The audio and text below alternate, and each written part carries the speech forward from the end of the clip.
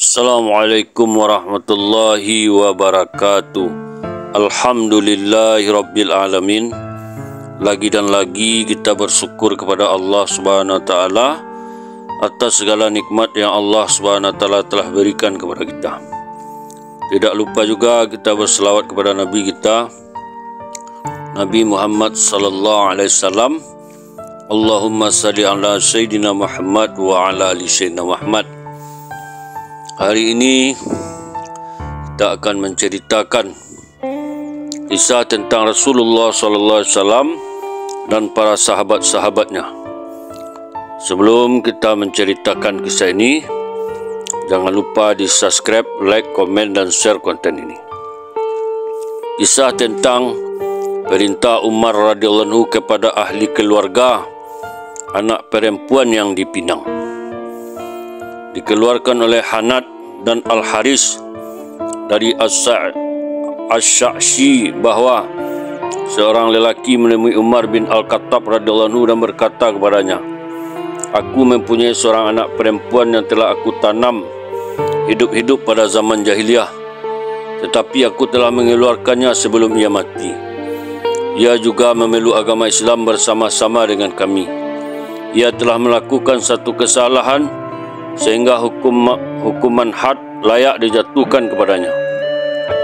Kemudian ia mencoba bunuh diri dengan menggunakan sebilah pisau, tetapi aku berhasil merebut pisau itu.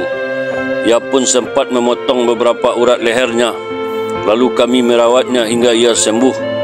Ia telah bertobat dengan sebaik-baiknya. Apabila ada dari satu kaum yang meminangnya untuk menikahinya, maka aku memberitahu mereka tentang perbuatan yang telah dilakukannya itu." Mendengar perkataan terakhir itu, Umar berkata, "Kamu telah berhasrat untuk membuka sesuatu yang telah dilindungi oleh Allah. Demi Allah, jika kamu membocorkannya lagi kepada siapapun, maka aku akan menghukummu dengan hukuman yang akan mencukupimu untuk semua penduduk kota. Nikahkanlah ia sebagai seorang wanita muslimah yang suci." Dalam riwayat Sa'id bin Mashhur dan Al-Baihaqi dari Asy-Sya'ri bahawa seorang hamba perempuan telah melakukan zina dan hukum had telah dilakukan kepadanya. Kemudian mereka hijrah ke Madinah sebagai seorang muhajirin, dan hamba perempuan itu telah bertaubat dengan taubat yang sebaik-baiknya. Ketika seseorang meminangnya kepada ayah saudaranya, tetapi ayah saudaranya itu tidak mau menikahkannya tanpa memberitahukan apa yang telah terjadi kepada hamba perempuan itu, dan tidak juga hamba perempuan itu mengetahui akan maksud perbuatannya. Kemudian ayah saudaranya pun mengadukannya kepada Umar radhiyallahu anhu. Maka Umar menasihatinya agar menikahkan hamba perempuan itu sebagai seorang perempuan yang suci. Dilanjutkan kisah Umar dengan anak kecil dan 4 orang wanita. Dikeluarkan oleh Al-Baihaqi dari Asy-Sya'shi katanya, seorang wanita datang menemui Umar radhiyallahu anhu lalu berkata, "Ya Amirul Mukminin, sesungguhnya saya telah menemukan seorang bayi yang terbungkus dengan selai kain dari Mesir, dan di dalam kain itu terdapat uang 100 dirham. Saya mengambil bayi itu sebagai anak angkat dan mengupah seorang perempuan untuk menyusuinya. Kini ada 4 orang wanita yang datang menciumi anak itu. Saya tidak tahu yang mana dari ke-4 wanita itu ibu kandung anak itu." Umar radhiyallahu anhu berkata, "Jika wanita-wanita itu datang, beritahukan aku."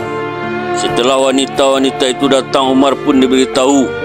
Umar radhiyallahu anhu pergi menemui wanita itu dan berkata, "Siapakah di antara kalian ibu dari bayi ini?" Salah seorang dari wanita itu berkata, Demi Allah, alangkah baiknya perbuatan engkau itu ya Umar. Engkau telah membuka keburukan seorang wanita yang telah disembunyikan oleh Allah." Umar pun berkata, "Kamu benar."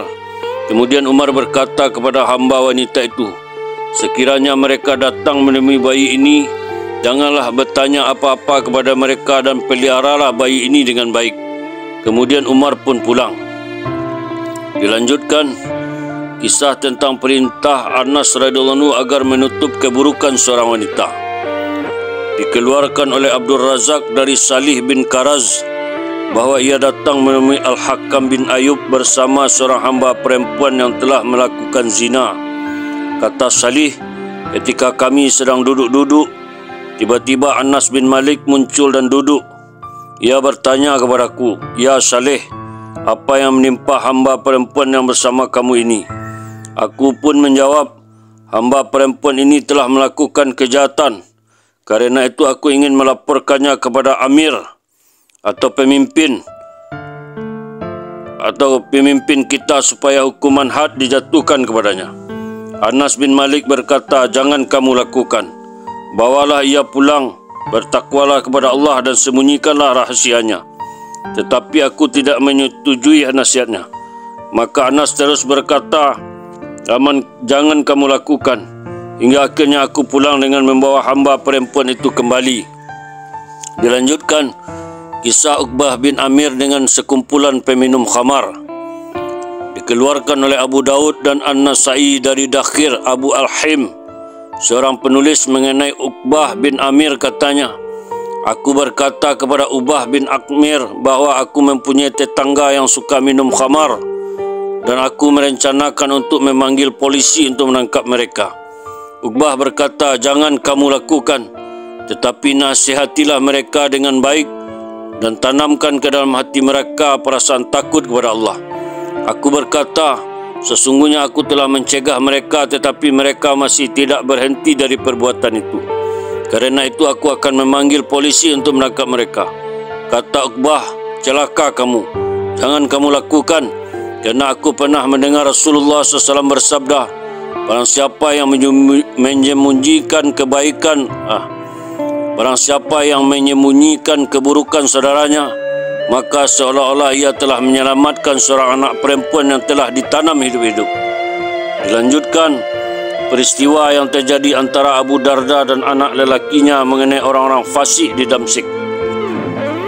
Dikeluarkan oleh Al-Bukhari dari Al-Adab dari Bilal bin Sa'ad Al-Syari bahawa Muawiyah radhiyallahu anhu menulis sepucuk surat kepada Abu Darda radhiyallahu anhu, "Tuliskanlah kepadaku nama-nama orang yang melakukan kejahatan di Damsyik." Abu Darda berkata, "Aku tidak mempunyai daftar nama orang-orang fasik di Damsyik. Bagaimana aku dapat mengetahui mereka?" Anaknya yang bernama Bilal berkata, "Aku akan menulis nama-nama mereka." Lalu Bilal menulisnya. Abu Darda berkata kepada anaknya, "Bagaimana kamu dapat mengetahui nama-nama orang fasik di Damsyik, kecuali kamu termasuk salah satu dari mereka? Karena itulah tulislah namamu dahulu di dalam daftar itu."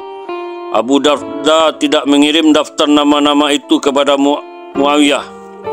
Dilanjutkan peristiwa yang terjadi antara Umar dan Jarir. Dikeluarkan oleh Ibnu Sa'ad dari Asy-Syashi bahawa Umar bin Al-Khattab radhiyallahu anhu berada dalam rumahnya bersama dengan Jarir bin Abdullah radhiyallahu anhu. Umar radhiyallahu anhu mencium bau busuk, lalu berkata, "Aku akan bertanya kepada orang yang mengeluarkan bau busuk itu atau kentut." Lalu Jarir radhiyallahu anhu berkata, "Ya Amirul Mukminin, apa yang duduk di sini harus bangun dan berwuduk?" Umar radhiyallahu anhu kata, "Allah Subhanahu wa taala merahmati engkau. Engkau adalah sebaik-baik pemimpin pada zaman jahiliyah dan demikian juga setelah memeluk Islam." Itulah kisah tentang Rasulullah SAW dan para sahabat-sahabatnya. Semoga menjadi tauladan dan pelajaran bagi kita untuk meraih kesuksesan baik di kehidupan dunia maupun di kehidupan akhirat. Sebab dunia ini hanyalah sementara dan kehidupan yang sebenarnya adalah akhirat. Orang-orang yang bersungguh-sungguh mengamalkan agama hari ini akan sukses, akan berjaya di kehidupan akhirat yang abada selama-lamanya, akan menikmati surga yang mengalir di bawahnya sungai-sungai. Jadi itu kita tutup dengan doa. Subhanallah wa bihamdihi, subhanallah wa bihamdika, asyhadu an la ilaha illa anta, astaghfiruka wa atubu ilaik. Assalamualaikum warahmatullahi wabarakatuh.